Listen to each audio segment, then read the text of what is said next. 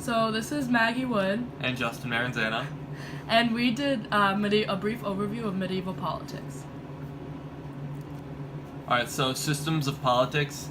So in the medieval times, the main control was a monarchy, which was full power to the king. The other system they used was the feudal system, and basically what that is all the land owned by the king. Some of that was kept, and other was leased to barons, who then owned land, also known as manors. Those barons, they had full control of their land, and they had their own systems of justice, money, and taxes. And peasants lived on those manors, and they would pay their dues to the baron. They would also provide food and service to the baron whenever he needed it. And then knights were also given land from the barons in exchange for military services.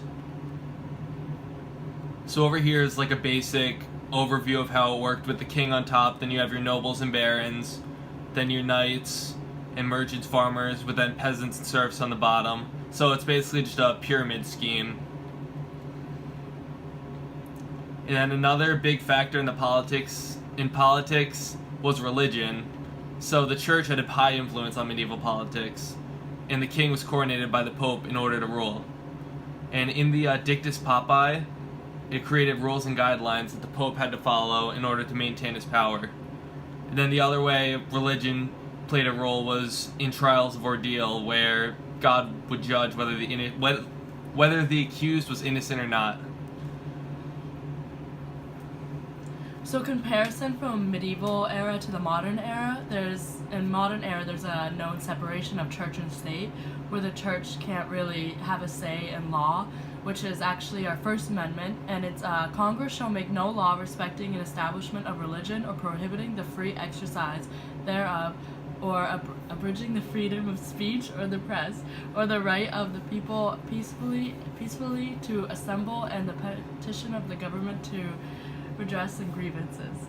So it's also, our First Amendment is also freedom of speech, religion, press, petition, and assembly. So that's like a huge difference from medieval to modern era. It's the separation of church and state. So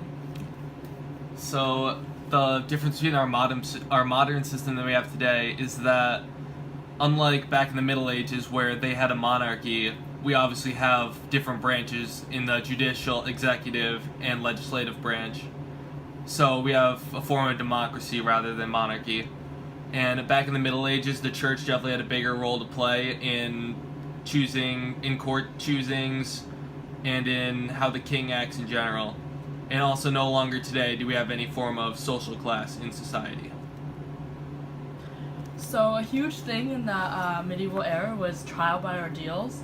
So what they would do is if there was someone who was like on trial who they didn't really know, like couldn't prove if they were guilty or not, they would do this thing where they would either try like throw you in the water, and if you floated, that means that God resisted you, so you have to be guilty, he didn't accept you. But if you sank, that means God accepted you and that you're innocent. So the whole idea was that God will protect the innocent. It was used in legal cases where you didn't have enough evidence, and it wasn't really a form of punishment, but it was just a form to see if you were guilty or unguilty. Another way besides like water that they would do is they would make you hold like a hot iron for a little bit, and then if the burns got infected within a week, that means you were guilty, but if they were healing fine, that means you were not guilty. Obviously there was a lot of like problems that arose with this, that like, you know, with like body weight just like floating or sinking, and like infected burns, like just not treating them properly could really affect the healing process. So then that kind of goes into like developing a persecuting society. So instead of like having God be the judge, there was like more schools and courts, and a huge rise in scholars around this time. So then there was actually more courtrooms that were filled with lawyers, judges, and other scholarly people that had, you know, like almost like a degree. And they asked a series of questions to get someone out of a lie, so that then torture wasn't really used, but it was used if they couldn't use questions to manipulate you to get like an answer. So that's how they would get the answer out of you, if they used torture. So part two was like torture again wasn't like a means of punishment, but it was a means of like obtaining evidence. And it led to like a very ambitious society where everyone was like trying to be on the top. like a top lawyer, top judge, and like tear people down. So by doing that, they would try to prove more people guilty. So a lot of like means to like get more like cases would just be using the fact of like torturing people, and that's what started like a persecuting society. So the Magna Carta was something, the huge thing in the medieval era too, in 1215 AD, where it was the restrictions of the king's activity and respecting people's rights and privileges. This is where like 25 barons forced the king to sign this paper to kind of like not have him interfere with like the people's lives as much, and this was like the beginning stage of Parliament. Right, so comparing the Declaration of Independence to the Magna Carta, so the difference is that in the Declaration of Independence, it's that if anyone lives in America, they deserve their natural rights of life, liberty, and property, and you just get those as a human being.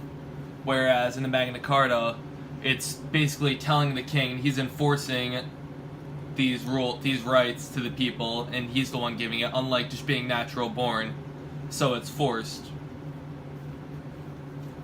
Then medieval courts in the late Middle Ages, this was more of a thing that happened in the late Middle Ages, whereas earlier they would mostly go by ordeals to solve cases.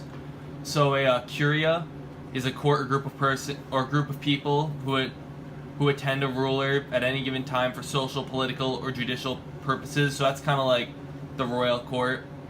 And during these courts, and in any court, the accused had what they called an oath helper, which would be a neighbor or relative who basically swears that the accused is innocent and that he's telling the truth. And also, there were 3 different courts that were offered to the citizens. So there's the church court, which was anything relating to bishops, deacons, priests, nuns, any religious figure. There were manor courts for serfs and peasants, and those were mostly for petty crimes such as drunkenness, and those are mostly for lower class individuals. And then there was the royal court, where it was for serious cases such as murder, treason, or burglary. So modern and medieval court.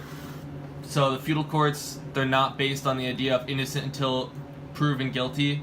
It requires the accused to prove his innocence. So they go in as guilty and they have to prove that they're innocent. And the idea of oath helpers, it kind of relates to our modern jury system, where it's a jury of our peers. And then today in any court case, it's a judge that'll determine if the accused is guilty, whereas in the Middle Ages, they would use things such as ordeals, and most of the time it would be God to basically judge and say if the accused was guilty or not. And this is our works cited. That's it. That is medieval politics.